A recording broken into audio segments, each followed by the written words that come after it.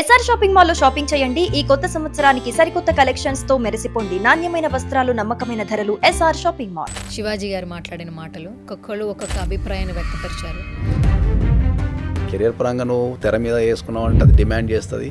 నువ్వు తెర మీద ఏమన్నా పెళ్లి చేసుకున్నావు అని చెప్పి అఫీషియల్గా సినిమా ఇండస్ట్రీలో కాలు పెట్టి రాంబాయి నీ మీద నాకు మనసాయనే. ఎన్ని కోట్లు వచ్చాయి ఈ సినిమా మీద? ఇప్పుడు అందరూ ఏమనుకుంటారంటే 1 వీక్ లో ఎన్ని కోట్లు, అన్ని కోట్లు, గ్రాస్ కలెక్షన్. ఇది లాస్ట్కు ప్రొడ్యూసర్కి వచ్చారకు ఏముండదు, అది ఇంతే ఉంటుంది. అది ప్రమోషన్ అనేది బిగ్గెస్ట్ టాస్క్ నవేడేస్. రాజు వెడ్స్ రాంబాయి సినిమా ద్వారా ప్రొడ్యూసర్గా, ప్రజెంటర్గా మీకు కనిపించిన మీరు మాట్లాడే మాటలు వైరల్ చేశారు. అందరూ ప్రేమ అంటే పడుకోవడం అనుకుంటున్నారు. ప్రేమ అంటే పడుకోవడం కాదు, ప్రేమ అంటే నిలబడటం. పబ్లిక్ తో ఇంటరాక్షన్ ఎట్లా అనిపించింది సార్? మొత్తం సినిమా ట్రావెల్ లో చాలా మంది చాలా బాగా అనిపించింది. 2025 అనేది నా మైండ్ సెట్ కూడా మార్చేసింది. For example me Instagram page, మీరు మాట్లాడే మాటలకి కింద కమెంట్ సెక్షన్లో టైం తీసుకుని ఒక కమెంట్ పెడుతున్నారు. మీ మిస్సెస్ ఫీలింగ్ ఏంటి యాక్చువల్లీ త్రూ అవుట్ ఈ జర్నీ చూస్తున్నప్పుడు? When she is studying 9th class, we are into the love. Love marriage? Love marriage మాది. మేము అప్పుడప్పుడు వెయిట్ చేస్తుంటాం, ఇప్పుడు గొడవ అయితే తక్కువ చచ్చిపోయిన ఎప్పుడన్నా అని చెప్పి. రాజా సాబ్ ప్రీ రిలీజ్ ఈవెంట్లో ప్రభాస్ గారు 2 మాటలు మాట్లాడారు. అవును, మేం భయపడ్డాం కానీ ఈయన అసలు భయపడ్డా. సీరియస్గా చెప్తున్నా, రాజా సాబ్కి హీరో విశ్వప్రసాద్. ఒక చిన్న ఐటెం లేక ఒక రోజంతా షూటింగ్ అయిపోతుంది. రీసెంట్గా మీరు అని మాట్లాడుతుంటే పైన ప్రొఫైల్ వచ్చేసేమో అడ్వకేట్ అని ఉంటుంది, మీరు చూస్తే ప్రతి టీవీ ఛానల్లో కనపడతా ఉంటారు. వాళ్ళు అడిగేది ఏంటంటే మీరు రియల్గా అడ్వకేటనా, రియల్ అడ్వకేటా? ఫస్ట్ చెప్పాల్సింది ఏంటంటే నేను ఇంటర్వ్యూలు ఇచ్చే చాలా తక్కువ, నా కర్మగాల వైరల్ అవుతాయి. ప్రతిరోజు నాకు రాష్ట్ర వ్యాప్తంగా 150 కేసులు ఉంటాయి ఒక డేకి. హాయ్, హలో, నమస్తే. This is Suvarna. Welcome to Suman TV. 2025 వెళ్ళిపోయింది, 2026లోకి అడుగు పెట్టేశాం. ప్రతి సంవత్సరం కొంతమంది అయితే సెలబ్రిటీలు అవుతూ ఉంటారు, స్టార్స్లా మెరుస్తూ ఉంటారు. రైట్ నాతో పాటు ఉన్న గెస్ట్ ఏంటంటే 2025లో ఒక ట్రెండ్ క్రియేట్ చేశారు. ఆయనకు ఒక డిజిగ్నేషన్ ఇవ్వలేకపోతున్నాం. బేసికల్గా చాలామందికి సుపరిచితం, అంటే డివోర్స్ స్పెషలిస్ట్ అని అంటుంటారు. ఆ మార్క్ అయితే క్రియేట్ చేసుకున్నారు నాగేశ్వర పూజారి గారు.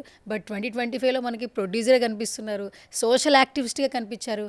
ఫ్యూచర్లో పొలిటీషియన్ అయిపోతారా? నాకైతే డౌట్గా ఉంది. సో రైట్ నాతో పాటు నాగేశ్వరరావు గారు ఉన్నారు, ఆయనతో మాట్లాడదాం. నమస్తే sir. Yeah, happy new year first of all. Thank you అమ్మా, wish you the same. Thank you so much sir. Suman TV సిబ్బందికి అండ్ సుమన్ టీవీ ప్రేక్షకులకి, ప్రపంచవ్యాప్తంగా ఉన్న ప్రతి సుమన్ టీవీ అభిమానికి ఈ 2026 సందర్భంగా శుభాకాంక్షలు చెప్తున్నా. ప్రతి ఒక్కరూ ఆరోగ్యాలతో ప్రశాంతంగా ఎటువంటి సమస్యలు లేకుండా ఉండాలని కోరుకుంటున్నాము. ఓకే, మిమ్మల్ని చూస్తున్నప్పుడు మహేష్ బాబు గారి డైలాగ్ గుర్తొస్తూ ఉంటుంది, మనం ఎంతో కొంత ఊరికి ఇచ్చేయాలి అని అంటుంటారు ఆయన. మీకు 2025 మాత్రం బాగా ఇచ్చింది. మరి మీరు ఏమన్నా ఇవ్వబోతున్నారా?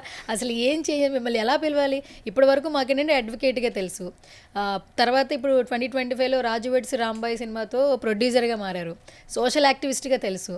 ఇంకా ఏం నెక్స్ట్ ఎలా కనిపించబోతున్నారు అసలు మీరు? 2025 అనేది నిజం చెప్పాలంటే ఉన్నది కరెక్టే. 2025 అనేది నాకు జీవితంలో 48 సంవత్సరాల జీవిత చరిత్రలో 2025 అనేది చాలా ప్రత్యేకం నాకు. నేను సొంత ఆఫీస్ కట్టుకున్నా, రాష్ట్రంలోనే అతి పెద్ద ఆఫీస్, ఒక 12,000 ఎస్ఎఫ్టీతోని కట్టుకున్నాం. కాబట్టి 2025లో నా అడ్వకేట్ ప్రొఫెషన్ కంటూ ఒక నాది అని చెప్పుకోవడానికి ఒక ఆఫీస్ వచ్చింది, ఓన్ ఆఫీస్ వచ్చింది. రెండోది వచ్చేసి 2025లో ఆఫ్టర్ ఒక 14-15 ఇయర్స్ తర్వాత హాలిడే తీసుకున్నాను నేను. హాలిడే తీసుకొని కొద్దిగా ప్రపంచాన్ని తిరగడం నేర్చుకున్నాను. ఇంకా స్విట్జర్లాండ్, యూకే, దుబాయ్, యూరోప్ చాలా కంట్రీలు తిరగడం కూడా, అంటే షార్ట్ బ్రేక్స్ అన్నీ 3 days 4 days ఇట్లా అని కుటుంబంతో గడపడానికి నేర్చుకున్నాను, పిల్లలతో కుటుంబంతో 2025లో. ఇంకా కట్ చేస్తే లండన్లో ఆఫీస్ పెట్టుకున్నా 2025లో. తర్వాత కట్ చేస్తే దుబాయ్లో ఆఫీస్ పెట్టుకున్నా. లండన్లో ఎంప్లాయ్మెంట్ ఇవ్వగలుగుతున్నా, దుబాయ్లో ఎంప్లాయ్మెంట్ ఇవ్వగలుగుతున్నా. ఇంకా కట్ చేస్తే నాకు తెలిసినంత వరకు ఏంటంటే డేటా ప్రకారం అయితే the highest cases filing in Telangana and Andhra Pradesh.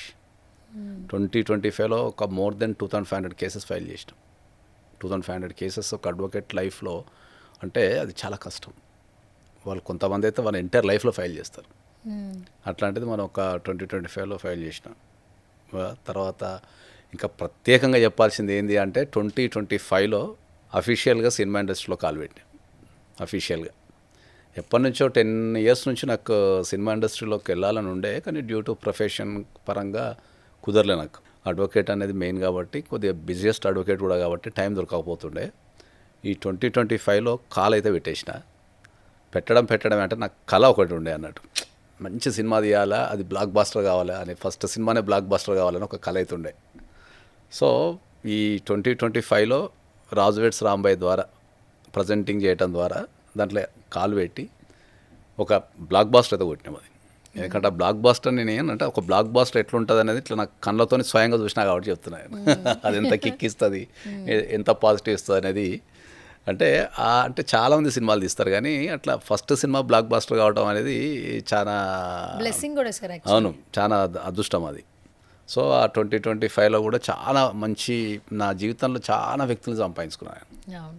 కొత్త పరిచయాలు కావచ్చు, చాలా మంచి మంచి బ్యూటిఫుల్ వ్యక్తులను కూడా నేను సంపాదించుకున్నాను. కాబట్టి 2025 నా లైఫ్ కెరియర్లో అసలు ఇక మర్చిపోలేదు. మా అబ్బాయికి ఎన్ఐటీలో సీట్ వచ్చింది వితౌట్ ఎనీ కోచింగ్, ఏం లేకుండా జస్ట్ వాడే చదువుకొని కొట్టేసుకున్నాడు. అట్లా అంటే చాలా ఉన్నాయి ఇంకా చెప్పదలుచుకుంటే. మీరు అన్నట్టు 2025 మీకు చాలా ఇచ్చింది. ఫస్ట్ ఆఫ్ ఆల్ మనల్ని మనం ప్రమోట్ చేసుకోవడం అనేది biggest task.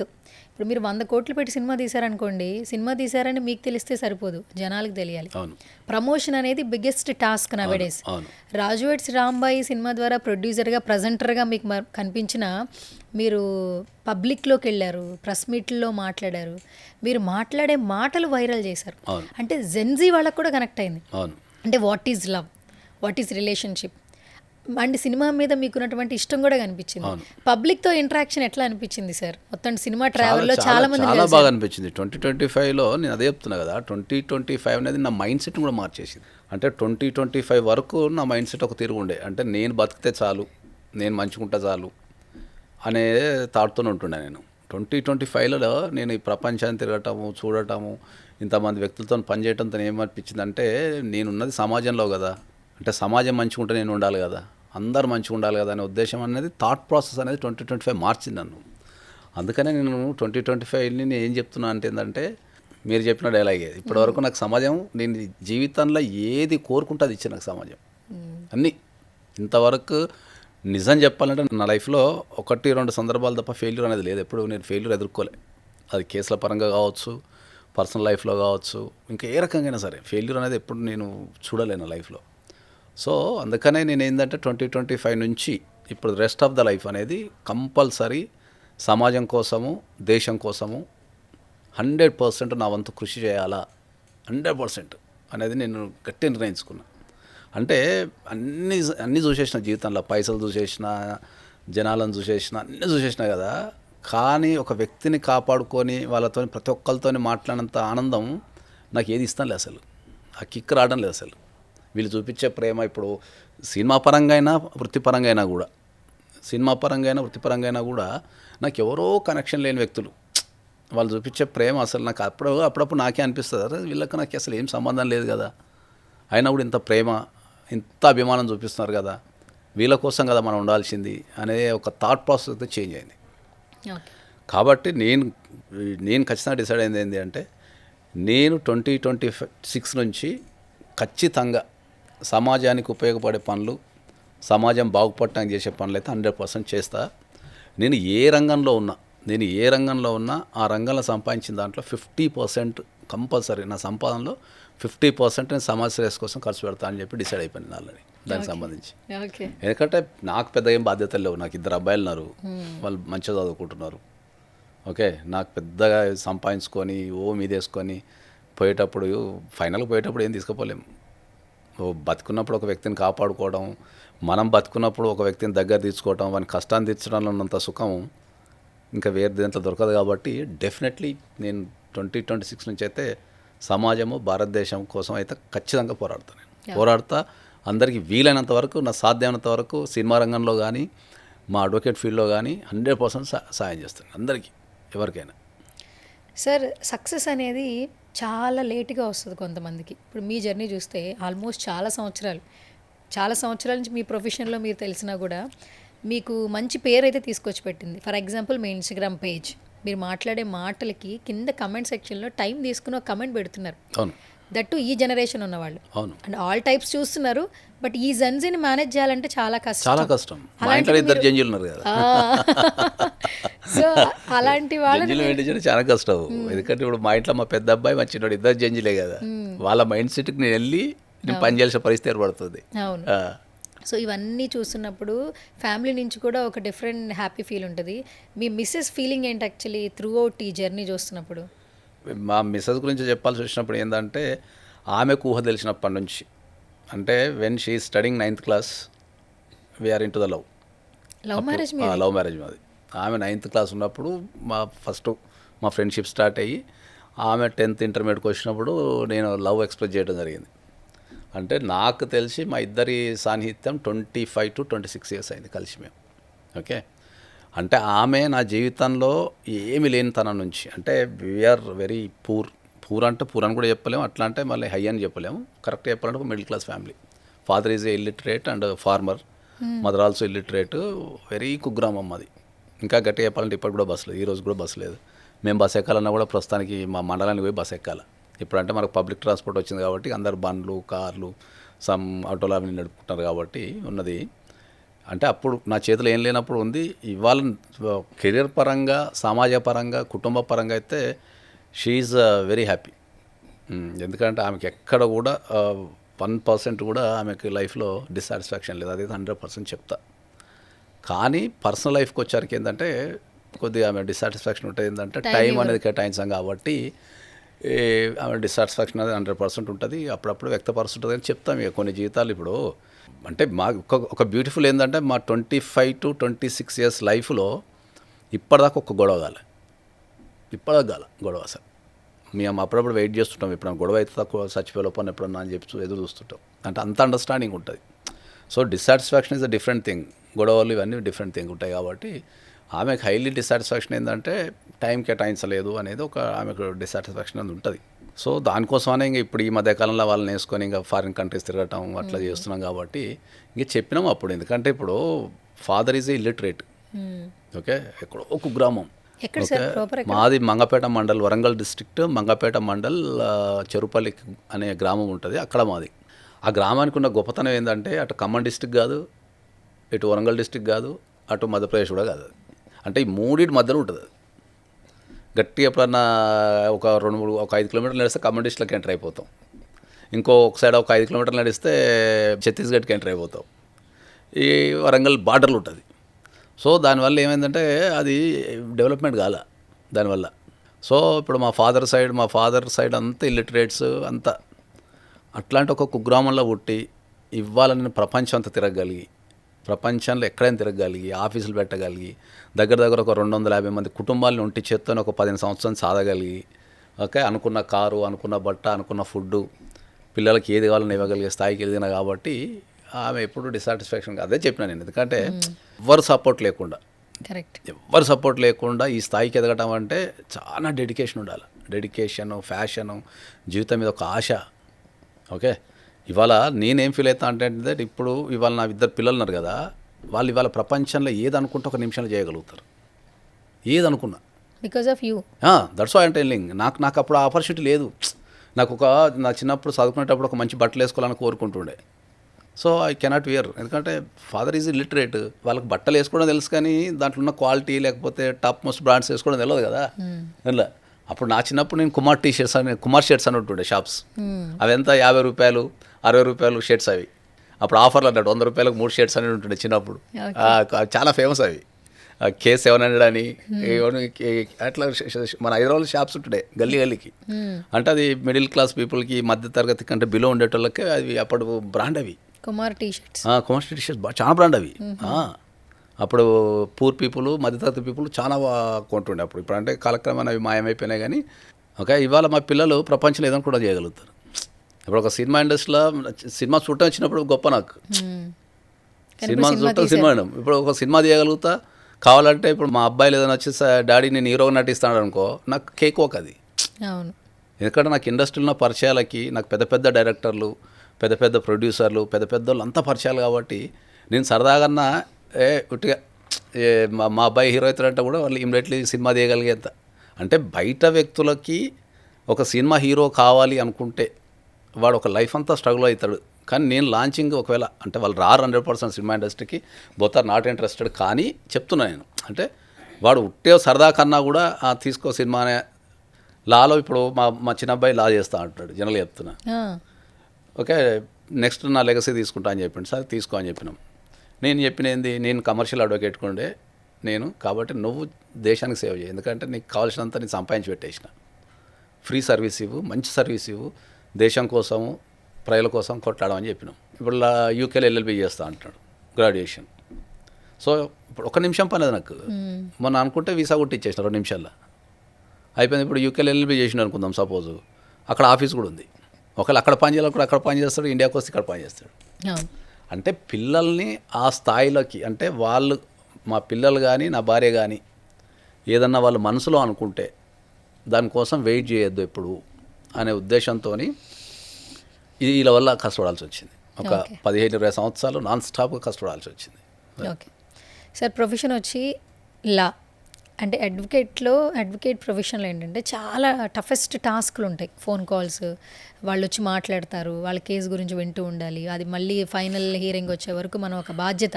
It's like responsibility. Commercial Vega journey start అయినా ఎండింగ్ మాత్రం కమర్షియల్ వే ఉండదు, ఎందుకంటే వాళ్ళకి అందరిది కాదు కానీ నాదైతే లేదు కదా. ఇలాంటి కమర్షియల్ అడ్వకేట్ అయినా కూడా ఇప్పుడు నా ఆలోచించే ధోరణి కానీ కేసులు చూసే విధానం కానీ మారిపోయింది. ఇంత టఫెస్ట్ జాబ్లో, ఇంత టైంలో ఈ సినిమా మీద ఇటు ఇన్వెస్ట్ చేయాలి, ఓ సినిమా తీయాలి అంటే ఫస్ట్ నుంచి సినిమా మీద ఇంట్రెస్ట్ ఉందా ఏంటి, అసలు ఎలా వచ్చారు మీరు? అంటే చిన్నప్పటి నుంచి సినిమా మీద ఇంట్రెస్ట్ ఉంది. స్వతహాగా ఏంటంటే నేను బుక్ రీడర్ని బాగా చదువుతుంటా. అది ఒక హ్యాబిట్ ఉంది. ఇక నేను పేపర్ అయితే విపరీత రోజుకో 10 పేపర్లు చదువుతా, కానీ ఈ మధ్య కాలంలో బంద్ చేసిన. ఇక 2026 నుంచి పేపర్ చదవద్దని డిసైడ్ అయిపోయినా. ఓకే, ఎందుకు అంటే ఇప్పుడు ఉన్న పేపర్, ఇవాళ పేపర్ చూసిన కదా మార్నింగ్, ఒక వ్యక్తి పిల్లలకి విషం ఇచ్చి వాడు చచ్చిపోయాడు. చిన్నపిల్లలు 2, భర్త చచ్చిపోయాడు అని చెప్పి పిల్లల్ని ఎట్లా చదవాలా, భర్త లెక్క సాధలేనని చెప్పేసి ఆ పిల్లలకు విషం ఇచ్చి ఈమె చచ్చిపోయింది. ఆ పేపర్ ఇట్లా చూడంగానే రోజు 90% ఆఫ్ ద నెగిటివిటీ ఉంటుంది అట్లా. ఎందుకని చెప్పేసి ఒక పేపర్ చదవడం మానేసిన.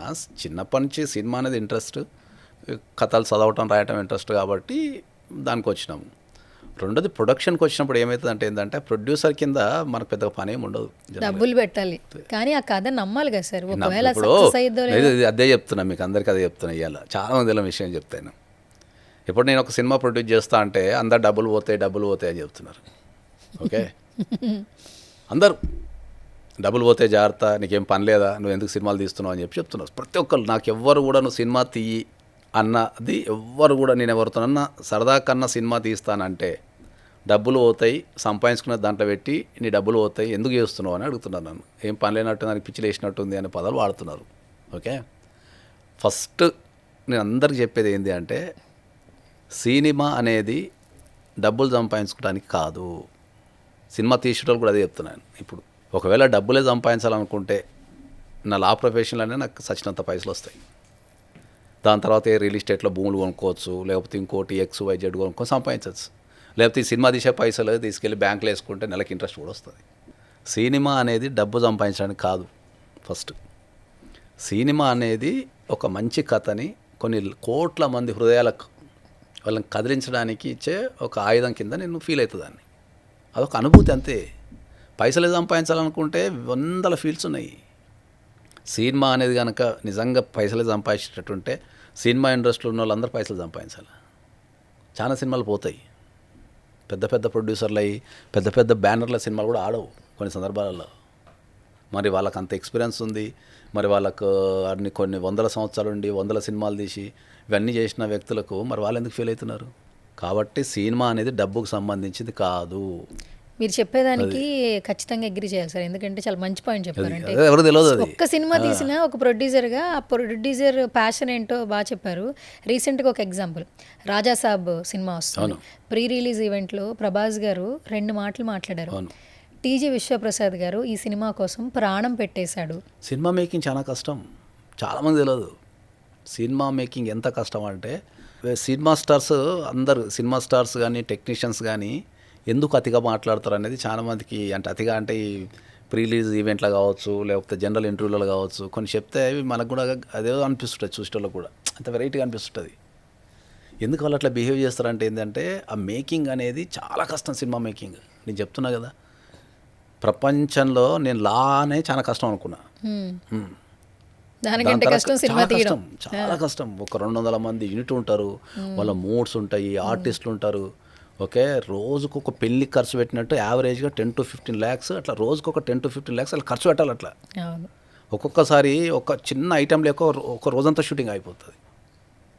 ఒక్కొక్కసారి చిన్న ఐటెం లేక 100 మంది అట్లా ఖాళీ కూర్చోటం. ఫ్యాషన్తో చేసే మేకింగ్ చాలా కష్టం. డబ్బులు ఎక్కువైపోయి ఖర్చు పెడతా అంటే మనం చెప్పలేం, కానీ ఎవడన్నా ఫ్యాషన్ ఉంటే మాత్రం చాలా కష్టం సినిమా మేకింగ్. ఎందుకంటే రకరకాల డిపార్ట్మెంట్లు, రకరకాల మైండ్ సెట్లు, టైమింగ్స్, 24 క్రాఫ్ట్స్, అవి బిజినెస్లు, చాలా సినిమా మేకింగ్ ఎంత కష్టం అంటే అంత కష్టం. ఎందుకంటే నేను ఇంతకుముందు మామూలుగా థియేటర్లో కూర్చొని నేను కూడా సినిమా మీద కామెంట్లు చేసి, యాక్టర్ల మీద కామెంట్లు చేసి, టెక్నీషియన్ మీద కామెంట్లు చేస్తుండే. ఒక్కసారి ఆ మేకింగ్ ప్రాసెస్ అర్థమైన తర్వాత నేను సినిమాకి ఎగనిస్ట్ కామెంట్ చేయడం మానేసిన. నేను రెస్పెక్ట్ పెరిగిపోయింది. వీళ్ళు ఇంత కష్టపడతారు ఆ సినిమా కోసం. ఒక్క సీన్ తీస్తానికి ఒక్కొక్క రోజు ఒక రోజు పడుతుంది, 2 రోజులు పడుతుంది, 3 రోజులు పడుతుంది. ఆర్టిస్ట్కి 3 రావాలా, టెక్నీషియన్స్ కుదరాలా.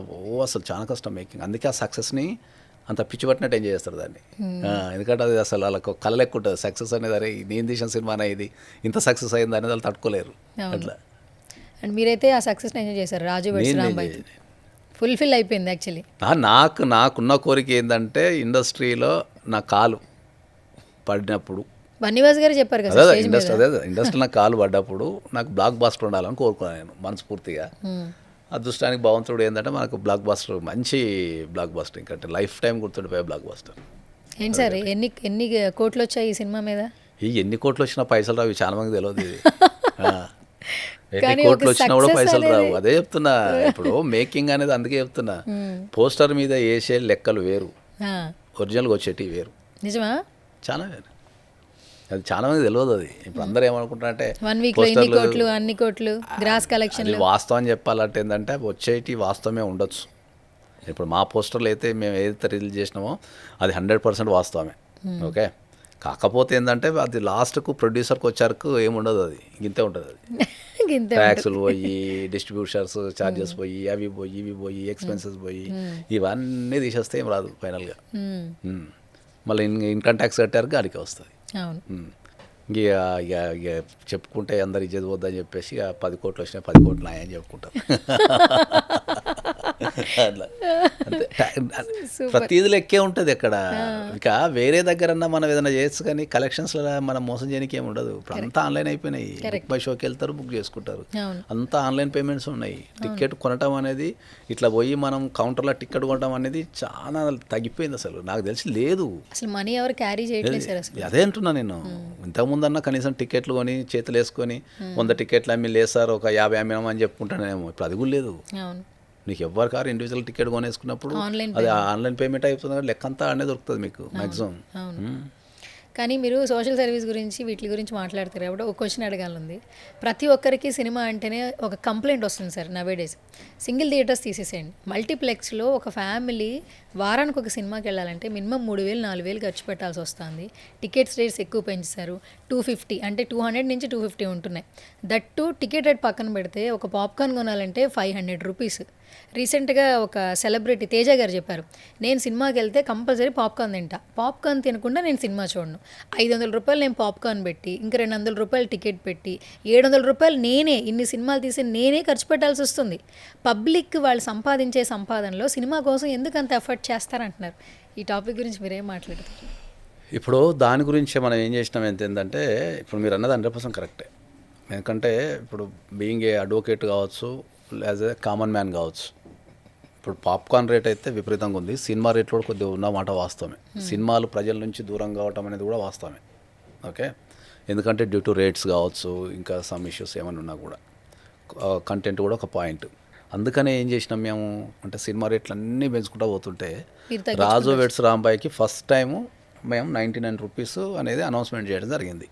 దాని నుంచి ఇప్పుడు చాలా దాని సినిమాలు నుంచి 99 అది మాది సక్సెస్ అయింది కదా. అవును. ఎప్పుడైతే ఈటీవీని వాళ్ళు ప్రపోజల్ చేసింది మన పెద్దవాళ్ళందరూ కలిసి నితిన్ గారు వాళ్ళు ప్రపోజ్ చేసుకున్నారు. ఎందుకంటే సినిమా జనాల్లోకి వెళ్ళాలని చెప్పేసి అసలు చేసుకున్నారు. మనం కూడా సపోర్ట్ చేసినాం కాబట్టి ఫస్ట్ టైం మనకి ఏంటంటే ఒక 99 రూపీస్కి టికెట్ ఇవ్వాలా అనేది ఒక ప్రాసెస్ పెట్టినాం కాబట్టి అది హ్యూజ్ సక్సెస్ అయింది. అది అంటే ఇప్పుడు నలుగురు పోతే 400 అవుతుంది. అవును, అర్థమైందా? ఇంతకుముందు నలుగురు పోతే 1000 రూపాయలు అవుతుండే. కరెక్ట్.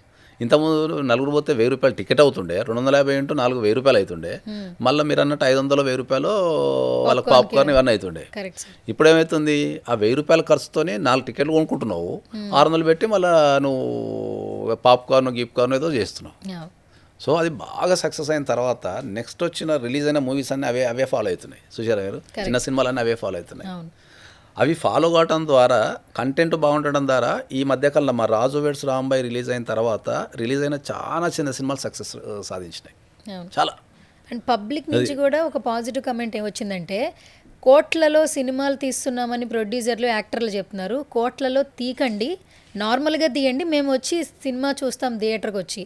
కోట్లలో తీయడం వల్ల స్టార్స్ రెమ్యునరేషన్స్ పెరుగుతున్నాయి, ప్రొడ్యూసర్స్కి ఎక్కువగా డబ్బులు ఖర్చు అవుతున్నాయి, కాబట్టి అదంతా కామన్ మెన్ పడుతుంది. అంటే ఎవరైతే సినిమాని ఎంజాయ్ చేస్తున్నారో అలా పడడం వల్ల ఏంటంటే సినిమాకి థియేటర్కి ఎవరు రావట్లా. అందుకే రీసెంట్ టైమ్స్లో చూడండి సార్, మైండ్ సెట్స్ ఎలా మారిపోయినాయి.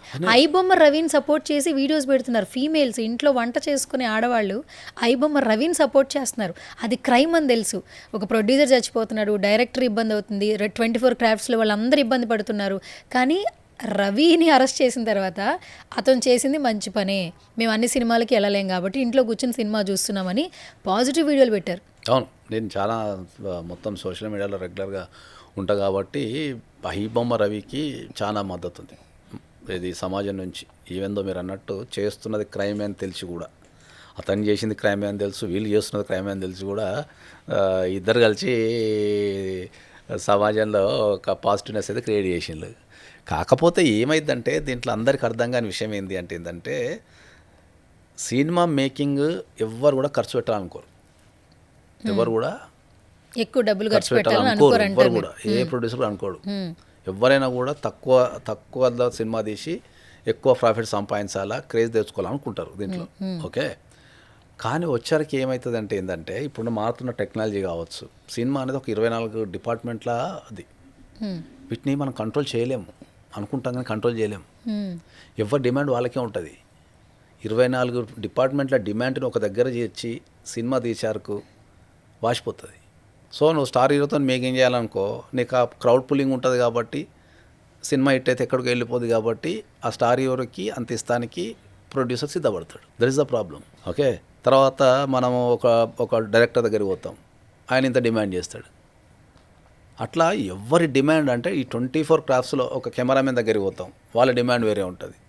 ఒక సింగర్ దగ్గరికి పోతాం, ఓ సింగర్ దగ్గర పోయి వాళ్ళు ఒక రేట్ చెప్తారు, కొద్దిగా తగ్గించుకోవడం, నో నువ్వు ఇంత ఇస్తేనే పాడతా అంటారు, అంతే, మా కష్టాలు మాకు తెలుసా అండి, ఇంత అండి అంత అండి అంటారు. ఒక యాక్టర్ దగ్గరికి పోతాం, అట్లా ఇంతమందిని మనం బార్గెనింగ్ చేసి వీళ్ళందరిని ఒక దగ్గరికి తెచ్చి ఒక కథ నొప్పించి ఇవన్నీ చేశారు తల వాసిపోతుంది. దాంతోనే అది కంట్రోల్ లేకుండా అయిపోతుంది. మ్యాక్సిమం ఆర్టిస్టులకి క్యారవాన్ ఇవ్వాలి. ఇప్పుడు మ్యాక్సిమం ఆర్టిస్టులకి క్యారవాన్ ఇవ్వాలి. ఎంతమంది ఉంటే అంతమంది క్యారవాన్లు అడుగుతున్నారు. అంతమంది క్యారవాన్లు అంటే క్యారవాను, డ్రైవరు, డీజిల్, దాని బేటాలు, ఒక్కొక్క హీరోకి ఒక 5 నుంచి 20 మంది 25 మంది పర్సనల్ స్టాఫ్ ఉంటారు. ఏంటి, హీరోకి 20 మంది పర్సనల్ స్టాఫ్? 25-30 పర్సనల్ స్టాఫ్ ఉంటారు ప్రతి ఒక్కరికి. మామూలుగా యావరేజ్ ఒక చిన్న యాక్టర్కి ఒక 5 ఉంటారు పర్సనల్ స్టాఫ్. డ్రెస్సింగ్ ఒకరు ఉంటారు, హెయిర్ స్టైలిస్ట్ ఒకరు ఉంటారు, వాళ్ళకి హెల్ప్ చేస్తానికి ఒకరు ఉంటారు. ఇట్లా 5 వస్తారు ఒక షూటింగ్కి. అట్లా ఎంతమంది వస్తే ఎంతమంది కావాలి, ఏం కావాలి, అట్లా మీకు అర్థమయ్యే భాషలో ఒకటి చెప్తాను నేను. ఒక సినిమా చేస్తున్నాం మేము, కొద్దిగా కాస్టింగ్ అంతా భారీగా ఉంది. కొద్దిగా ఒక యాక్టర్ని అడిగినాం, ఈ పలానా సినిమాలో నువ్వు చేస్తావా అని అడిగినాం. అడిగితే ఆయన ఒక రేట్ చెప్పిండు, హైయెస్ట్ రేట్ చెప్పిండు.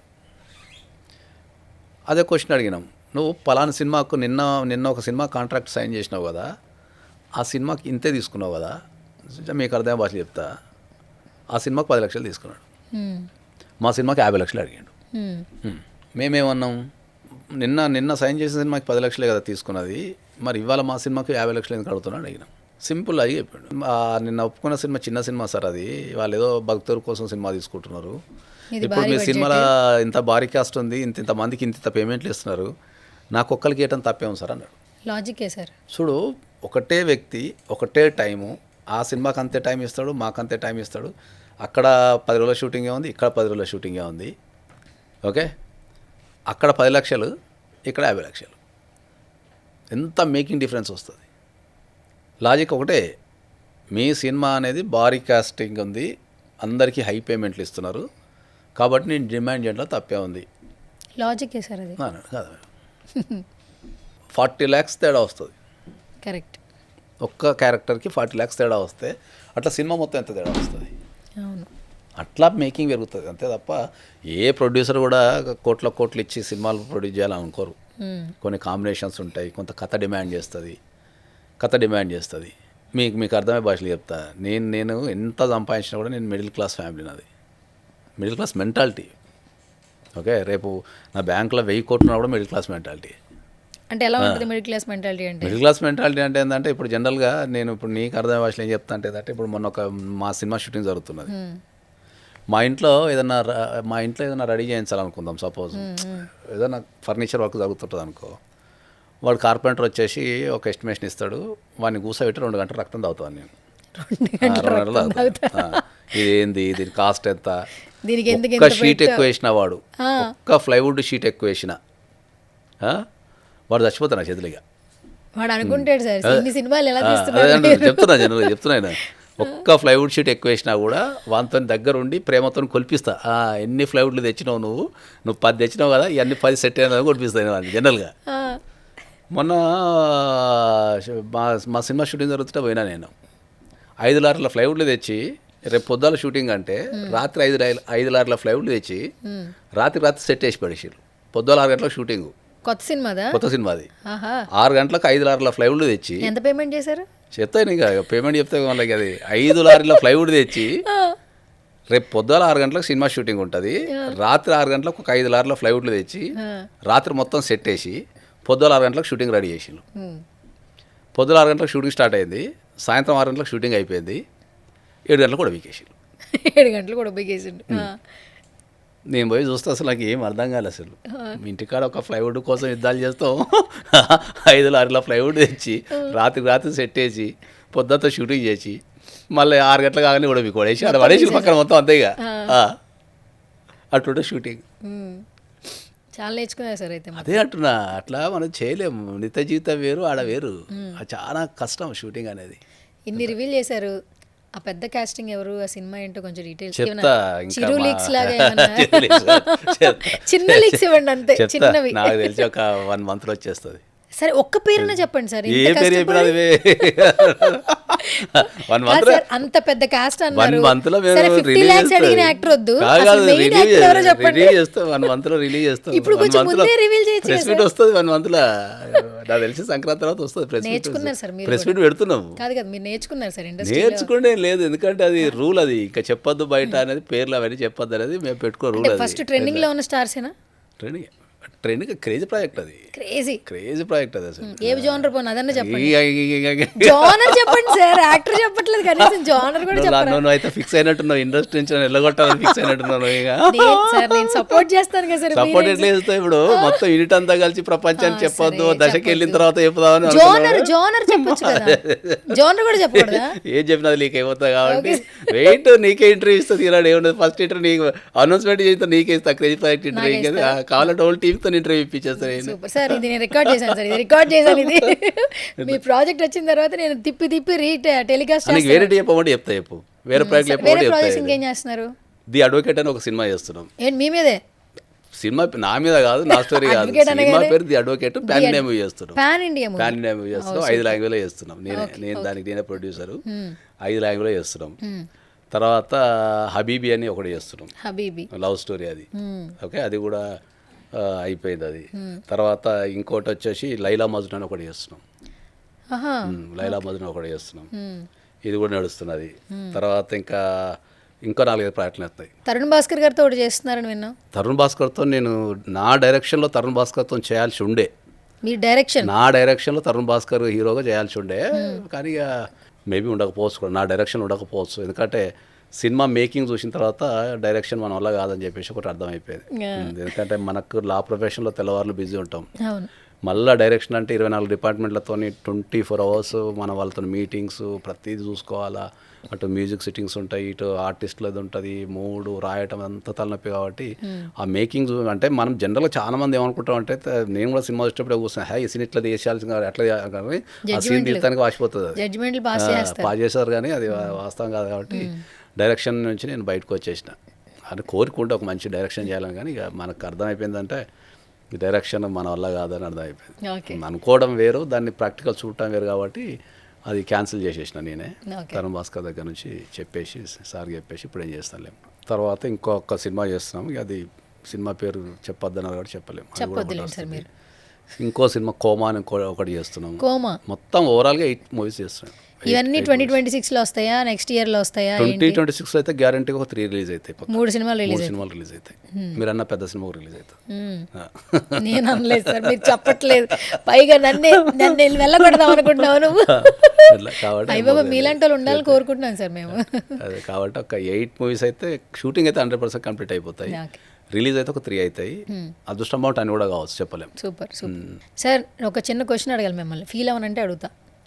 కింద కమెంట్లు చదువుతుంటా కొన్ని కమెంట్లు. రీసెంట్గా మీరు మాట్లాడుతుంటే పైన ప్రొఫైల్ వచ్చేసేమో అడ్వకేట్ అని ఉంటుంది, మీరు చూస్తే ప్రతి టీవీ ఛానల్లో కనపడతా ఉంటారు. వాళ్ళు అడిగేది ఏంటంటే, మీరు రియల్గా అడ్వకేటనా, రియల్ అడ్వకేటా? అంటే అస్తమానం మీరు ఇక్కడే కనపడతా ఉన్నారు, కోర్టుకి అసలు కేసులు టేకప్ చేస్తున్నారా అని అంటున్నారు కొన్ని కమెంట్స్లో. అలా కమెంట్ చేసే వాళ్ళకి మీరు ఇచ్చే ఆన్సర్ ఏంటి?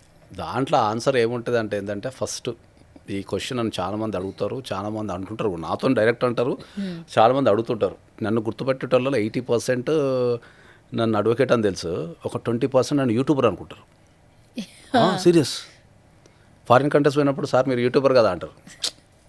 ఇది అనుకుంటా అయితే ఇంకా రీల్ చూసి ఆగిపోయి ఉంటాడు, ఏమో అదే అంటున్నా అని అనుకుంటారు. ఇంకా మీరు అన్నట్టు చాలామంది ఏంటంటే, మీరు ఓన్లీ అడ్వకేట్ కింద ఓన్లీ సోషల్ మీడియాలో కనిపిస్తారు కదా, ఇంకెక్కడ కనిపారు కదా అంటారు.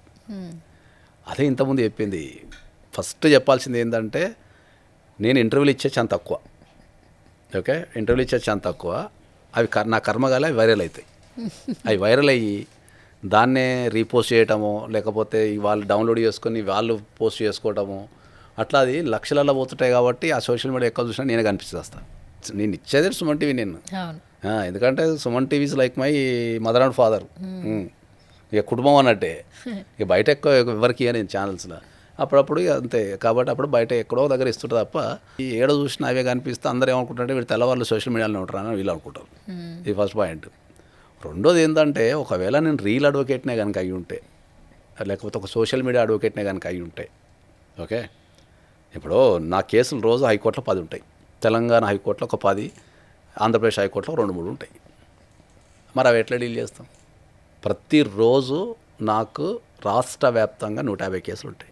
ఒక డేకి 150 కేసులు కంపల్సరీ నేను మానిటర్ చేయాల్సిందే, నేను అటెండ్ కావాల్సిందే. ఒకవేళ నేను రీల్ అడ్వకేట్ని అయితే, ఒకవేళ సోషల్ మీడియా అడ్వకేట్ని అయితే, నా కింద 100 మంది జూనియర్ ఎట్లా పనిచేస్తారు? 100 మంది జూనియర్లని నేను కాల్స్ ఎత్తి వాళ్ళతో మాట్లాడి ఇన్స్ట్రక్షన్స్ ఇవ్వాలంటే, నువ్వు 100 మందితోని నువ్వు యావరేజ్గా రోజుకు ఒక 3 నిమిషాలు మాట్లాడు, 300 నిమిషాలు అవుతుంది. అదే నీకు 300 నిమిషాలు అంటే 5-6 గంటలు వాళ్ళతోనే మాట్లాడాలి. మరొక 150 కేసులు, ఒక 100 మంది జూనియర్లు, ఒక 12,000 ST ఆఫీసు, ఓకే, ఇంతమంది ఉండి రోజుకు నాకు రాష్ట్ర వ్యాప్తంగా, ప్రపంచవ్యాప్తంగా రోజుకి నాకు మినిమం కొత్త 50 కేసులు వస్తాయి. కొత్తవి. ఇక పాత వేరే విషయం. ఇక పాత అయితే రోజుకు ఒక 100 నుంచి 150 అపార్ట్మెంట్ ఉంటాయి పాత. ప్రతిరోజు పాత కేసులు అంది, పాత క్లయింట్స్ అందరూ ఆఫీస్కి వస్తూనే ఉంటారు. వాటిని రివ్యూ చేస్తూనే ఉండాలా, వాటి కౌంటర్లు కొట్టాలన్నా, వాటికి నెక్స్ట్ మూవ్ ఏముంటుంది, వాళ్ళతో మీటింగ్స్, వాళ్ళ ఎక్స్ప్లెనేషన్, ఇవన్నీ ఉంటాయి. అన్ని డివోర్స్ సంబంధించినవే లేదంటే ఆల్ కేసెస్ తీసుకుంటారా? డైవోర్స్ నేను specialised in divorce and criminal cases చూస్తా. మిగతా అన్నీ మా ఆఫీస్లో చేస్తాం. సివిల్స్ అన్ని ప్రతి కేసు చేస్తాం ఆఫీస్లో. ఈ కేసు ఆ కేసు అంటే ఉండదు. కానీ నేను స్పెషలైజ్డ్. ఓకే, మొత్తం నాకు 24 అవర్స్ అనుకో జీవితంలో చెప్తున్నా. 24 అవర్స్లో దగ్గర ఒక 15 to 16 అవర్స్ నేను లాలోనే ఉంటాను. 15 to 16 అవర్స్ లాలోనే ఉంటాయి. ఇంకా 2 to 3 అవర్స్ మూవీకి కేటాయిస్తా. గంటలు గడపాల్సిన అవసరం ఏం లేదు. నాకేదైనా అవసరం కావాలంటే పక్కన ఫోన్ చేసి 2 నిమిషాలు చేసేస్తారు.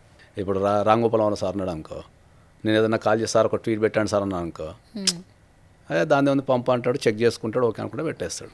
ఓకే. మేజర్గా నాకు లా అంటే ఇష్టం. మూవీ అనేది మీకు అర్థమయ్యే భాషలో చెప్పాలంటే లా అనేది వృత్తి, సినిమా అనేది ప్రవృత్తి. లా అనేది ఫుడ్డు, సినిమా అనేది హాబీ. అంతే, హాబీ అంతే. నాకు ఈ రెండింటి కాన్ఫ్లిక్ట్లు వచ్చింది అనుకుందాం, లానా మూవీనా అన్నారు అనుకో, ఫస్ట్ నేను లాకి ఓటేస్తా. నిరభ్యంతరంగా గన్ షాట్గా అసలు ఆలోచన థాట్ కూడా ఉండదు, ఇంకా లాకే వేసేస్తాం, సినిమా పక్కన పెట్టేస్తాం అంతే. బేసికల్గా మీరు అంటే డివోర్స్ స్పెషలిస్ట్ అంటుంటారు మార్కెట్లో. ఎవరన్నా కూడా పూజారి నాగేశ్వరరావు అంటే, ఒకప్పుడు ఏంటంటే ఎవరైనా పెళ్లి చేసుకుని విడిపోతే లాయర్ దగ్గరికి వెళ్తే అది పాపంలా చూసేవాళ్ళు, భూతంలా చూసేవాళ్ళు. అంటే వాడే ఒక రాక్షసుడిలాగా వీళ్ళని విడదీసేస్తున్నారు అనే ఫీలింగ్లో ఉండేవాళ్ళు. జనరేషన్స్ మారే కొద్దీ పెళ్ళిళ్ళైన తర్వాత డివోర్స్లు ఎక్కువయ్యాయి. డివోర్సుల తర్వాత లాయర్లకి డిమాండ్ పెరిగింది, ఒక రెస్పెక్ట్ వచ్చింది. బిఫోర్ జనరేషన్స్కి ఇప్పుడు జనరేషన్స్ చూస్తుంటే లా ఫీల్డ్ మీద అవసరం పెరిగింది. అవసరం కాదు, లా ఫీల్డ్ ఇంకొక 10 years తర్వాత ఇండియాలో వన్ ఆఫ్ ద టప్ మోస్ట్ ప్రొఫెషన్ అవుతుంది. ఇప్పుడు అమెరికాలో టప్ మోస్ట్ ప్రొఫెషను అడ్వకేట్, ఫారిన్ కంట్రీస్లో ఎక్కడైనా కూడా టప్ మోస్ట్ ప్రొఫెషన్ అడ్వకేట్. ఎందుకంటే అమెరికాలో ఫస్ట్ తీసుకునే ప్రొఫెషన్ అడ్వకేట్. అంటే అడ్వకేట్ అంటే కింగ్ అడిగా యూఎస్లో, దాని తర్వాత యూకేలో, అట్లా అన్ని దేశాలల్లో కింగ్ అడు.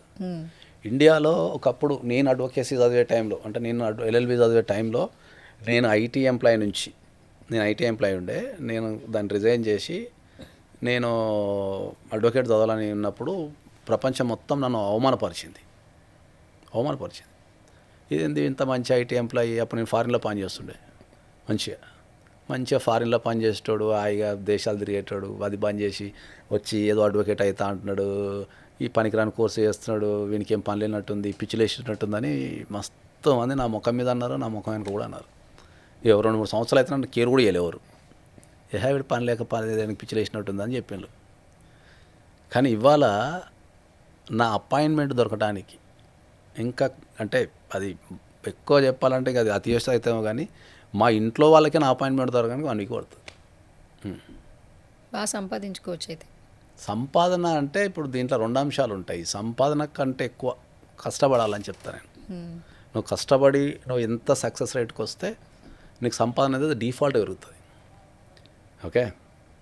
రీసెంట్గా మీరు ఒక మాట అన్నారు సార్, ఏంటి మీ ఏమేంటి, మీ లైఫ్ గోల్ ఏంటంటే, నా చివరి శ్వాస విడిచే వరకు కూడా నేను ఇదే లాయర్ కోట్ వేసుకొని ఆ చివరి క్షణాల్లో కూడా నాకు ఓపుకుంటే నేను కేసు వాదించాలి, నా శ్వాస కూడా ఆ కోర్టులోనే పోతుంది. అది అది అది అంటే అది డెఫినెట్లీ జరుగుతుంది కూడా, అది నాకు తెలుసు. ఎందుకంటే నేను తెల్లవారులు లాలనే ఉంటా కాబట్టి, ఆ సావు వచ్చే టైంకి అక్కడనే ఉంటాను నాకు తెలుసు. అది నా మైండ్ కోరుకుంది కాబట్టి ఉంటుంది కాబట్టి. ఎందుకంటే ఈ ప్రపంచంలో నేను ఎన్ని రకాలంటే చూసినా కాబట్టి the highest profession is a law అనే చెప్తాను నేను. హయ్యెస్ట్ ప్రొఫెషన్ లా అనే చెప్తా. ఎందుకంటే నేను లాలో చూసిన ప్రాస్పెక్ట్ అంతా వేరు. జనరల్గా మా అడ్వకేట్లు కానీ జనరల్ పబ్లిక్ చూసే ప్రాస్పెక్ట్ వేరు. ఓకే. నాకున్న అడ్వాంటేజ్ ఏంటంటే జనరల్గా ఎల్ఎల్బి చదివిన తర్వాత ఎవరైనా ఒక అడ్వకేట్ కింద పనిచేస్తారు. నేను ఎల్ఎల్బి చదివిన తర్వాత ఏ అడ్వకేట్ కింద 1 నిమిషం కూడా పనిచేయాలి. నేను డైరెక్ట్ కేసు టేకప్ చేసేసుకొని ప్రయోగాలు చేసుకుంటూ వచ్చి వాళ్ళని గెలిపించుకుంటూ వచ్చి తెల్లవార్లు నానా చేసినది కాబట్టి ఇప్పుడున్న ట్రెడిషనల్ అడ్వకేట్స్ కంటే నేను ఒక కొత్త ఒరవడి సృష్టించగలిగిన దాన్ని, ఒక కొత్త, అది 100% చెప్పగలుగుతా.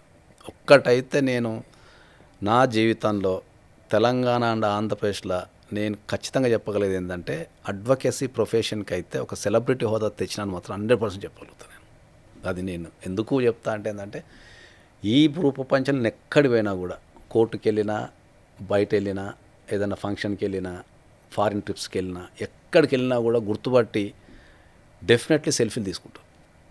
ఎందుకంటే ఏ అడ్వకేట్కి నేను అట్లా పిలిచి మరీ సెల్ఫీలు తీసుకోగా అయితే ఎక్కడ చూడలేదు. నేను రోడ్డు మీద ఏదైనా కార్లో పోతుంటే కూడా ఆపి మరీ సెల్ఫీలు తీసుకుంటారు. జనరల్గా వేరే ప్రొఫెషన్లో సెల్ఫీలు దిగితే పెద్ద ఫీల్ కాకపోతుంది, కానీ ఏదైతే అడ్వకేట్ ప్రొఫెషన్కి వాల్యూ లేదు, లేకపోతే అడ్వకేట్ ఫీల్డ్ చదివినప్పుడు ఇదంతా పనికిరాని చదువులు అని చెప్పి ఎదుగుతుందో, దాంట్లో నేను సెల్ఫీలు తీసుకోవడం అనేది అయితే, నాతో సెల్ఫీలు తీసుకోవడం అయితే నేను సాధించిన విజయం చెప్పగలుగుతాను. ఓకే. కాబట్టి ఇప్పుడున్న జనరేషన్కి సమస్యలు పెరుగుతున్నాయి, మనిషి బలహీనుడవుతున్నాడు, కుటుంబ వ్యవస్థ అనేది చిన్నభిన్నం అయిపోయి మాట్లాడటానికి మనసు లేక లాస్ట్ పైసలు ఇచ్చి అడ్వకేట్లతో మాట్లాడే పరిస్థితి ఏర్పడుతుంది ఫ్యూచర్లో. బా, అంటే ఇట్స్ లైక్ మెడిసిన్ మీరు అంటే ఒక ఫ్యామిలీకి ఇప్పుడు ఎలా అయిపోయిందంటే సార్, అదే చెప్తున్నాను. ఒక పర్సన్కి ఒక డాక్టర్ ఒక లాయర్ కంపల్సరీ ఉండాలి. కమ్యూనికేషన్ ఉండాలి. కమ్యూనికేషన్ కాదు, నేను అందరికీ స్ట్రాంగ్లీ రికమెండెడ్ ఫర్ ఎవ్రీబడి ఏంటంటే నీ జీవితంలో నువ్వు సక్సెస్ఫుల్ పర్సన్ కావాలి అనుకుంటే, ఓకే, ఒక సక్సెస్ఫుల్ అడ్వకేటు, ఒక సక్సెస్ఫుల్ డాక్టర్, వీళ్ళిద్దరిని నువ్వు ఫ్రెండ్షిప్ చేసుకున్నావు అనుకో, ఇక నీ జీవితాన్ని మించిన అసలు ఇక నువ్వు నీ జీవితంలో రైన వెళ్ళిపోతుంది. నేను పర్సనల్గా చెప్తున్నా. కాబట్టి నువ్వు one of the most successful person కావాలి ప్రజెంట్ జనరేషన్ కంటే నీ చేతిలో ఒక సక్సెస్ఫుల్ అడ్వకేటు, ఒక సక్సెస్ఫుల్ డాక్టర్ ఉంటే సార్ నీ జీవితం సాఫీగా అయిపోతుంది. ఓకే, సో చాలా విషయాలు డిస్కస్ చేసాం, బట్ ఫైనల్గా ఒక విషయం మీతో మాట్లాడాలి. రీసెంట్గా శివాజీ గారు మాట్లాడిన మాటలు అందరూ ఒక్కొక్కరు ఒక్కొక్క అభిప్రాయాన్ని వ్యక్తపరిచారు. ఆల్మోస్ట్ మాట్లాడితే 90% శివాజీ గారిని సపోర్ట్ చేశారు. మాట్లాడిన 2 వర్డ్సే తప్పు కానీ మాట్లాడిన మాటలు తప్పు కాదు అని అన్నారు. చాలామంది ఫీమేల్స్ కూడా ఇన్స్టాగ్రామ్లో రీల్స్ పెట్టి మరీ సపోర్ట్ చేస్తున్నారు. సార్, ఫస్ట్ ఆఫ్ ఆల్ మాటలు పక్కన పెడదాం. ఒకప్పుడు ఆడపిల్ల అంటే మన సంస్కృతి సాంప్రదాయాలు, ఎప్పటికైనా ఆడపిల్లే, ఎంత సాధించినా ఏం చేసినా కూడా ఆడపిల్ల ఒదిగే ఉండాలి, జాగ్రత్తగా ఉండాలి అని చెప్పేవాళ్ళు. ఇప్పుడు స్వేచ్ఛ అనే ఒక కార్డు తీసుకోవడం వల్ల, డిజిటల్ మీడియాలో బాగా యాక్టివ్ ఉండటం వల్ల లాట్ ఆఫ్ ఇష్యూస్ చూస్తున్నాం. రిలేషన్షిప్లు, సిచ్యువేషన్షిప్లు, కొంచెం వియర్డ్గా అనిపించే డ్రెస్సింగ్ స్టైల్ స్టార్ట్ చేసి ఒక డిఫరెంట్ స్టైల్ క్రియేట్ చేసి మార్కెట్లో ఇలా ఉంటేనే నీకు ఆపర్చునిటీస్ వస్తాయి, నువ్వు బట్టలు కప్పుకుంటే నీకు ఆఫర్స్ రావు, నువ్వు బట్టలు విప్పుకుంటేనే నీకు ఆఫర్స్ వస్తాయి అనే స్టేజ్కి ఇప్పుడు మార్కెట్లో చాలామందిని తీసుకొచ్చారు. ఒకప్పుడు ఆయన మాట్లాడిన మాటలు కొంచెం కంపేర్ చేస్తే చాలా హుందాగా ఉన్న వాళ్ళకి రెస్పెక్ట్ ఇచ్చేవాళ్ళు. ఇప్పుడు ఆడపిల్లల్ని వేసుకునే బట్టల ద్వారానే రెస్పెక్ట్ ఇస్తారు అంటుంటారు. ఇప్పుడు ఈ డ్రెస్సింగ్ సెన్స్ని మార్చకపోతే ఫ్యూచర్లో మేము ఇంకా ఎలాంటి సిచ్యువేషన్స్ ఫేస్ చేయాలి, ఎన్ని ప్రమాదాలు జరుగుతాయి? ఒక్కటి అడుగుతా అని చెప్పి దాన్ని ఒక 50 క్వశ్చన్ అయినదాను. అవును, 50 క్వశ్చన్ అయినదాన్ని దేనికి సమాధానం చెప్పాలా? ఫస్ట్ ఇక్కడ ద సెన్స్ ఏంది ఏంటంటే ఇక్కడ మనం చీర కట్టుకున్నామా లేకపోతే ఇంకోటి కట్టుకున్నామా, నేను పాయింట్ వేసుకున్నానా, ధోతి వేసుకున్నానా, ఇది కాదు కాన్సెప్ట్ ఏంటంటే నిండుగా బట్టలు వేసుకోవడం అనేది కాన్సెప్ట్. అది మొగోళ్ళు కానీ అది ఆడోళ్ళు కానీ. This the first concept everybody has to understand. అది ఫస్ట్ పాయింట్. రెండోది, ఆడవాళ్ళ బట్టల గురించి ఎందుకు మాట్లాడతారు అంటే అందరూ తెలిసిన సత్యమే అది. ఆ ladies are always attractive to the men, అది అందరూ తెలిసిన సత్యమే అది. అందుకే వాళ్ళ బట్టల గురించే మాట్లాడతారు. అర్థమైందా? మగోడు బట్టలు కొందరు ఎవరు చూడాడు, ఇది ఎవరికి అర్థం కావడం లేదు. మా బట్టల మీద పడి మా బట్టలు మీద పడతారు కదా, ఎవరు చూడాడు ఫస్ట్ ఆఫ్ ఆల్. ఓకే, కాకపోతే నేను అందరికీ ఏం చెప్తా, ఇప్పుడు నేను ఒక విషయాన్ని ఇప్పుడు ఈ సందర్భంగా చెప్తానండి. సినిమా ఇండస్ట్రీలో అవకాశాల కోసం కావచ్చు, ఇంకో దానికోసం కావచ్చు, XYZ కావచ్చు, దాన్ని ఏమంటామంటే మనము క్యాస్టింగ్ కౌచ్ అంటాం. క్యాస్టింగ్ కౌచ్ ఉందా లేదా అని నన్ను అడిగితే, క్యాస్టింగ్ కౌచ్ కానీ లేకపోతే ఈ ఆడవాళ్ళని రోబర్చుకునే కాన్సెప్ట్ కానీ నాకు తెలిసినంతవరకు లేదని చెప్తాను. ఇప్పుడు లేదు సార్, సినిమా ఇండస్ట్రీ అంత సురక్షితం ఆడవాళ్ళకి నాకు తెలిసినంతవరకు లేదు. ఓకే, ఎందుకంటే నా సర్కిల్లో కానీ నేను తిరిగిన సర్కిల్లో కానీ ఎక్కడ కూడా నాకు 1% కూడా వినిపించలే. ఫస్ట్ పాయింట్ ఇది అర్థం చేసుకోవాలి. నాకు తెలిసినంత వరకు సినిమా ఇండస్ట్రీ అనేది లేడీస్కి ద సేఫెస్ట్ ప్లేస్. కాకపోతే మళ్ళీ కండిషను, ప్రతి వ్యవస్థలో ఒక చెడు ఉన్నట్టు ఒక 10% ఆఫ్ ద వ్యవస్థ సినిమా ఇండస్ట్రీలో కూడా చెడు ఉంటుంది. ఎవడో ఒకడు ఎక్కడో దగ్గర ఒక గుంట లెక్క కాసుకొని ఎవరైనా అమ్మాయి వచ్చినప్పుడు వాళ్ళని ప్రలోభపరచుకోవడానికో ఏదో చేస్తారు. దాన్ని మనం ఏమనలేం దానికి, ఎందుకంటే ప్రతి ఒక్కళ్ళ ప్రొడక్షన్ హౌస్కి పోయి చెక్ చేయలేము, లేకపోతే ప్రతి ఒక్కళ్ళ ఆఫీస్కి పోయి చెక్ చేయలేము. కాబట్టి ఎక్కడో జరిగిన సంఘటనని తీసుకొని, ఏదో ఇండస్ట్రీలో ఒక సంఘటన తీసుకొని దాన్ని రెక్టిఫై చేయడం అనేది తప్పు. ఇతర సినిమా ఇండస్ట్రీ గురించి నాకు తెలియదు, కానీ మన సినిమా ఇండస్ట్రీలో మాత్రం అట్లాంటిదైతే లేదు. ఎందుకంటే పెద్ద పెద్ద ప్రొడక్షన్ హౌస్లు, పెద్ద లేడీస్ చాలామంది ఉన్నారు ఇప్పుడు ఇండస్ట్రీలో. ప్రొడ్యూసర్స్ ఉన్నారు, ప్రొడ్యూస్ చేస్తున్నారు, యాక్టర్స్ ఉన్నారు, యాక్టింగ్ చేస్తున్నారు, డైరెక్టర్స్ ఉన్నారు, లేడీస్. నేను మా సెట్లో పోయినప్పుడు కూడా 100 మంది అమ్మాయిలు రాత్రనక పగలనక కష్టపడుతుంటారు. 100 మంది అమ్మాయిలు. వాళ్ళని చూస్తే నాకే గౌరవం అనిపిస్తుంది. అరే, ఒక ఆడపిల్లలు అయ్యండి రాత్రనక పగలనక అన్ని డిపార్ట్మెంట్లో ఉన్నారు. మళ్ళీ ద బ్యూటీ ఏంటంటే ఆల్ డిపార్ట్మెంట్స్ ఉన్నారు వాళ్ళు. ఈవెన్ కెమెరా డిపార్ట్మెంట్స్ ఉన్నారు, డైరెక్షన్ డిపార్ట్మెంట్స్ ఉన్నారు, కాస్ట్యూమ్లో ఉన్నారు, చాలా డిపార్ట్మెంట్లో. ఈవెన్ ప్రొడక్షన్ ఫుడ్ పెట్టే దాంట్లో కూడా లేడీసే ఉన్నారు వాళ్ళ స్థాయికి తగ్గట్టు. కాబట్టి లేడీస్ పరంగా సినిమా ఇండస్ట్రీ అనేది అయితే సేఫెస్ట్ ప్లేసు. ఇక ఒకటో రెండో సంఘటనలు జరిగితే అది మనం ప్రతి విభాగంలో అంటే ఐటీలో ఉంటుంది, అన్ని ఫీల్డ్లో ఉంటుంది అది. కాబట్టి అది వేరే విషయం. కాబట్టి నేను ఖచ్చితంగా చెప్పగలిగేది ఏంటంటే సినిమా ఇండస్ట్రీలో అయితే మీరు సరైన దిశలో వెళ్తే ఏ క్యాస్టింగ్ కావచ్చు కానీ లేకపోతే ఇంకా ప్రలోభ పెట్టుకోవడానికి అయితే లేవు. అది ఫస్ట్ పాయింట్. రెండోది మీరు అందాలు ఆరబెట్టడం ద్వారా ఇంకో ద్వారానో అవకాశాలు అయితే రావు. అవకాశాలు రావు, ఖచ్చితంగా చెప్పగలుగుతా. అవకాశాలు రావు, అది ఫస్ట్ పాయింట్. నీ టాలెంట్, నీ కష్టపడే తత్వంతోనే అవకాశాలు వస్తాయి. అందాలు పెట్టుకుంటే టాప్ మోస్ట్ హీరోయిన్ అవుతానో లేకపోతే అందాలు చూపిస్తే ఇంకేదో అవుతానో అనుకుంటే అందాలు చూపించిన ప్రతి ఒక్కరు కావాలి, వాళ్ళు కారు. ఎందుకు కారు అంటే ఏంటంటే యాక్టింగ్ అనేది ఫ్యాషన్ ఉండి వాళ్ళు దానికోసం తెల్లవార్లు కష్టపడగలిగి వాళ్ళు ఆ పర్ఫార్మెన్స్ ఇవ్వగలిగితేనే జనాలు చూస్తారు. ఎందుకంటే రోజుకు కొత్త 50 మంది ఇండస్ట్రీకి వస్తారు, అందులో అందరూ వెళ్ళిపోయి ఒకళ్ళు మిగులుతారు. 49 మంది కనిపించారు మనకు. ఇదంతా బాగుంది సార్. నవేడేస్ ఆడపిల్లల మీద సోషల్ మీడియా చాలా ప్రభావం చూపిస్తుంది. తల్లిదండ్రులు ఎంత కష్టపడి పెంచుతున్నారు, అసలు వాల్యూస్, బంధాలు, బాంధవ్యాలు లేవు, అవన్నీ పక్కన పెట్టండి. నా పర్సనల్ అభిప్రాయం చాలా స్పష్టంగా చెప్పిన నేను. నా పర్సనల్ అభిప్రాయం చాలా స్పష్టంగా చెప్పిన. ఆడపిల్లలు ఎప్పుడు కూడా బట్టలు నిండుగా ఉంటేనే వాళ్ళు అందంగా అనిపిస్తారు నాకు. వాళ్ళని చూస్తే ఒక గౌరవం వస్తుంది, అందంగా అనిపిస్తుంది, ఒక బ్యాడ్ థాట్ రాదు. అది నా పర్సనల్ అభిప్రాయం. వాళ్ళు బట్టలు ఎట్లా వేసుకుంటారనేది వాళ్ళ ఇష్టం, దాంట్లో మనం వేలు పెట్టే అధికారం మనకు లేదు. బీయింగ్ అడ్వకేట్ అయితే అసలు వేలు పెట్టదు, వేరే విషయం. కానీ ఆడపిల్లలు ఎప్పుడు కూడా, ఎందుకంటే ఇప్పుడు మా ఇంట్లో నా చెల్లి ఉంది, నా అక్క ఉంది, నా భార్య ఉంది, ఓకే, నా కుటుంబ ఇతర సభ్యులు ఉంటారు. వాళ్ళందరికీ నేను ఏం చెప్తా, మంచిగా బట్టలు వేసుకోమని చెప్తా నేను. ఓకే, కెరియర్ వేరు, లైఫ్ వేరు.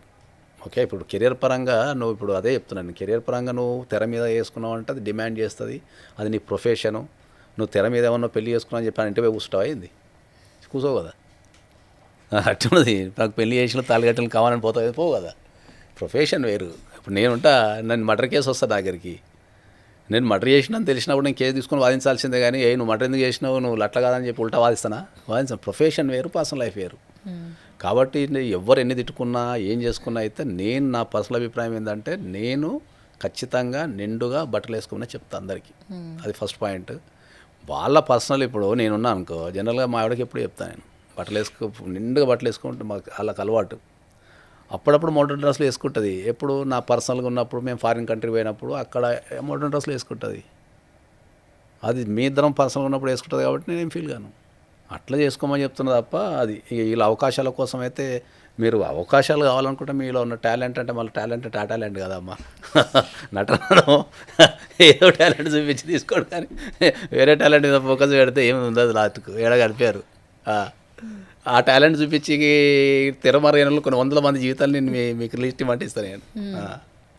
కానీ కొంత మారాలి సార్, కల్చర్ని అడాప్ట్ చేసుకోవాలి. మారమనే చెప్తున్నా, అందుకే చెప్తున్నా కదా నేను. ఇప్పుడు అది విపరీతం. ఏదన్నా మాట్లాడాలి అంటే నేను ఏం చెప్తా అంటే ఏంటంటే, ఫస్ట్ ఏదన్నా మాట్లాడాలంటే ఫస్ట్ మాట్లాడే వ్యక్తికి అర్హత ఉందా లేదని అడుగుతాను ఫస్ట్. ఓకే, నాకు మాట్లాడే అర్హత ఉందని నేను ఫీల్ అవుతా.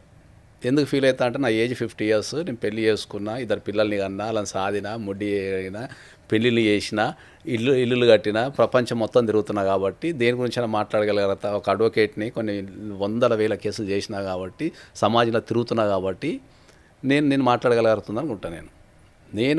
నేను ఫస్ట్ టైం ఒక 25 సంవత్సరాల 2025 క్రితం నేను ఫారిన్లో పనిచేసిన. 25 క్రితం తర్వాత ఇండియా వచ్చేసి ఇండియాలో సెట్ అయిపోయినా.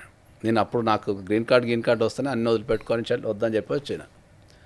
ఇంత ప్రపంచాన్ని చూసిన తర్వాత భారతదేశాన్ని మించిన దేశము ఈ భూప్రపంచం లేదని నేను ఖచ్చితంగా బల్లా గుద్ది వాదించి సంతకం పెట్టి చెప్తాను. నేను కల్చర్ పరంగా కావచ్చు, ఫుడ్ పరంగా కావచ్చు, కల్చర్ పరంగా కావచ్చు, ఇంకా అన్ని రకాలుగా నివసించడానికి కావచ్చు, కాస్టింగ్ కావచ్చు, ఆపర్చునిటీస్ కావచ్చు, అన్ని రకాలుగా భారతదేశాన్ని మించినది ఏ రకంగా చూసుకున్నా, నువ్వు ఒక రంగం చెప్పు నేను చెప్తా, నేను మించినది లేదని చెప్తా.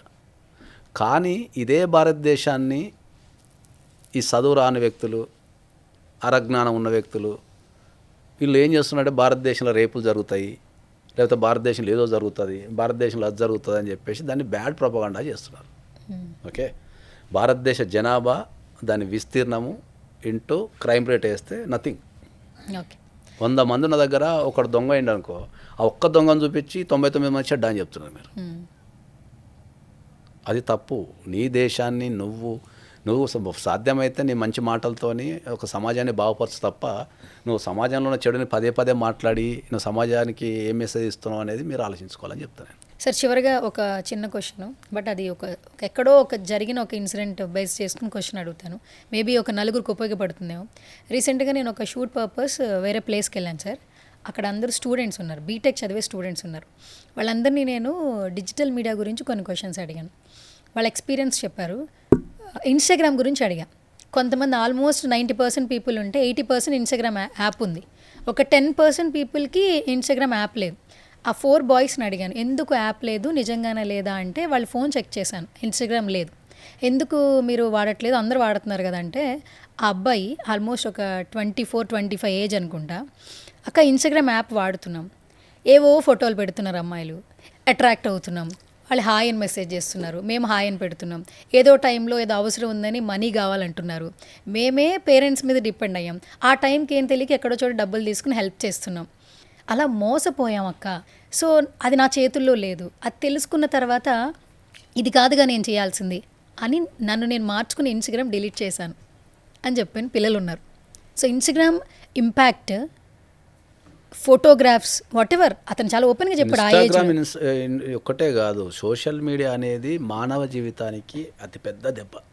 మానవ జీవితాన్ని మొత్తం మార్చేసి వానిలో ఉన్న రాక్షసుని బయటికి తీసేదే సోషల్ మీడియా అని చెప్తాను నేను. అది ఇన్స్టాగ్రామ్ కావచ్చు, అది ఫేస్బుక్ కావచ్చు, యూట్యూబ్ కావచ్చు, ఏదైనా కావచ్చు. ఎనీ సోషల్ మీడియాలో 90% నీకు సెక్షువల్ కంటెంట్, ఫ్రాడ్ కంటెంట్, అసత్యాలు ప్రచారం చేసేది తప్ప యూజ్ఫుల్ కంటెంట్ అనేది లేదు. ఇన్స్టాగ్రామ్లో అబద్ధాలు చెప్పటము, ఎవరికి నచ్చింది అని చెప్పటం, ఒక విషయాన్ని మనం చెప్పినప్పుడు దాని అది ఎంత కరెక్ట్, ఎంతమందికి ప్రజలకు వెళ్తున్నప్పుడు దీంట్లో ఎంత కరెక్ట్ ఉందనేది చెక్ చేసుకోవాల్సిన బాధ్యత చెప్పే వ్యక్తికి ఉంటుంది. మీకు అర్థం భాష చెప్తాను. నిన్న ఒక వీడియో చూసిన, నిన్న ఏదో పని మీద కూర్చొని కార్లో పోతుండో చూసిన. ఒక యాంకర్ ఒక వ్యక్తిని నాన్ వెజ్కి ఫారిన్ పాస్పోర్ట్ వచ్చిందంట కదా సార్ అని అడిగాడు.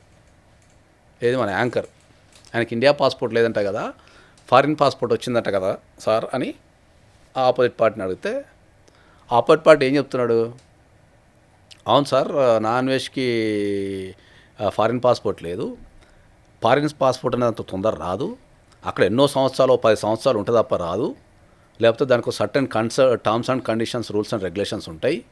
ఓకే, ఫారిన్ పాస్పోర్ట్ రావడం అంత ఈజీ కాదు, ఇదంతా చెప్పుకుంటూ వస్తున్నాడు. ఇప్పుడు ఆ వ్యక్తికి వ్యవస్థ మీద నాలెడ్జ్ లేదు. ఇప్పుడు ఒక ఫారిన్ పాస్పోర్ట్ రావాలి అంటే, ఒక ఫారిన్ పాస్పోర్ట్ రావాలన్నా, ఒక ఇతర దేశం యొక్క పౌరసత్వం రావాలంటే ఒక్కొక్క దేశానికి ఒక్కొక్క రూల్ ఉంది. ఇప్పుడు ఆ వ్యక్తికి నేను చెప్పగలిగేది ఏంటంటే, నీ చేతిలో ₹1,00,00,000 ఉంటే నువ్వు ఇక్కడనే కూర్చో, ఆ ఫారిన్ కంట్రీలో వచ్చి వాని దేశ పాస్పోర్ట్ ఇచ్చి వెళ్ళిపోతాడు. వేడికి పోవాల్సిన అవసరం లేదు. కొన్ని దేశాలని సెయింట్ కిట్స్ అండ్ నెవిస్ అని ఒక దేశం ఉంది, దాంట్లో నువ్వు ₹1,00,00,000 కట్టినావు అనుకో, డైరెక్ట్ పాస్పోర్ట్ నువ్వు ఎక్కడ పోవాల్సిన అవసరం లేదు. వానికి ₹1,00,00,000 ఆ దేశం అకౌంట్లో వేస్తే వాడు పాస్పోర్ట్ ఇంటికి పంపిస్తాడు ఇండియాలో. నీకు ఇదే పాస్పోర్ట్ తీసుకుని ప్రపంచం మొత్తం తిరగచ్చు మళ్ళా. అట్లా ఒక 50 దేశాలు ఈ ప్రపంచంలో. ఓవరాల్గా చెప్పేది ఏంటంటే, నేను సోషల్ మీడియా అయితే ఆస్ట్రేలియా ఒక మంచి పని చేసింది, బ్యాన్ చేసి పడేసింది. 16 సంవత్సరాల వరకు అసలు ఎవడు సోషల్ మీడియా వాడద్దని. ఇండియాలో బ్యాన్ చేయమను కాదు, చైనాలో చాలా లేవు. చైనాలో నీకు ఐ థింక్ గూగుల్ లేదు, యూట్యూబ్ లేదు అనుకుంటా. నేను ఎప్పుడు 2010లో పోయినా నేను, అప్పుడు గూగుల్ లేదు, కొన్ని లేవు అప్పుడు. యూట్యూబ్ కొన్ని లేవు అప్పుడు. ఏమో గూగుల్ అయితే లేదు అప్పుడు, లేదు. వాళ్ళ సొంతయే ఉన్నాయి, వాళ్ళ కంట్రీ వాళ్ళు డెవలప్ చేసుకునే తప్ప వాడు ఫారిన్ కంట్రీ. మన అదే ఇండియాలో సోషల్ మీడియాని 16 సంవత్సరాలు బ్యాన్ చేయమని చెప్పండి, ఒక్కరికి ధైర్యం ఉందా చెప్పండి? సగం కార్పొరేట్ సంస్థలు మొత్తం సంకన అయిపోతాయి ఇండియాలో. వీటిని అన్ని పోషించేది కార్పొరేట్ సంస్థలే. Anyways, thank you so much Nageswararao గారు. సో మొత్తానికి 2025 కాదు 2026లో కూడా మంచి బూమింగ్ క్రియేట్ చేయాలని మనస్ఫూర్తిగా కోరుకుంటున్నా. ఎందుకంటే లా ప్రొఫెషన్లో కావచ్చు, సినిమా ప్రొఫెషన్లో కావచ్చు, ఎంతోమందికి ఉపాధి అవకాశాలు కల్పిస్తున్నారు. సో ఇంకో క్వశ్చన్ ఉంది చివరిగా, ఈ 2 అయిపోయినాయి. ఒక డౌట్ ఉంది మీ మీద. ప్రొడ్యూసర్ అయిపోయారు అంటే అడ్వకేట్గా అందరికీ తెలుసు, సోషల్ యాక్టివిస్ట్గా వీడియోస్ కనిపిస్తూ ఉంటాయి సోషల్ మీడియాలో. ఫ్యూచర్లో ఏమైనా పొలిటీషియన్గా కనిపించే అవకాశాలు ఉన్నాయా? యాజ్ ఆఫ్ నో అయితే ప్రస్తుతానికైతే ఏం లేవు. కాకపోతే ఏంటంటే ఒక 2-3 పార్టీలు అడుగుతున్నాయి చేరమని, అడుగుతున్నాయి. కానీ ఇప్పుడున్న ఈ బిజీ షెడ్యూల్స్కి నాకు లా అండ్ మూవీస్కే టైం సరిపోతాం లేదు. కాబట్టి ఒకవేళ ప్రజా జీవితంలోకి రావాల్సి వస్తే దానికి ఫుల్ టైం కేటాయించాల్సి వస్తుంది. ఇంకా ఈ అడ్వకేట్ కూడా వదిలేదు. ఇక అప్పుడు అది చేసుకుంటే అదే కదా ఇప్పుడు. కాబట్టి ఇప్పుడైతే ఏం థింకింగ్ లేదు, చెప్పలేం. ఎప్పుడు ఏదన్నా ఇప్పుడు నేను 2025 వరకు ఒక తిరుగుండి 26లో మారినట్టు మళ్ళీ 26లో మార్పు వస్తే చెప్పలేం. కానీ ప్రస్తుతానికి అయితే పాలిటిక్స్ సంబంధించి అయితే ఏం లేవు. కానీ 2-3 పార్టీస్ అడుగుతున్నాయి, జైన్ గమని అడుగుతున్నాయి. Okay, super, all the best sir. ఎలా 2025లో సర్ప్రైజింగ్ షాకింగ్ ఎలిమెంట్స్ ఇచ్చారో 26లో కూడా అలా ఇవ్వాలని కోరుకుంటున్నాం. Thank you so much once again. Thank you.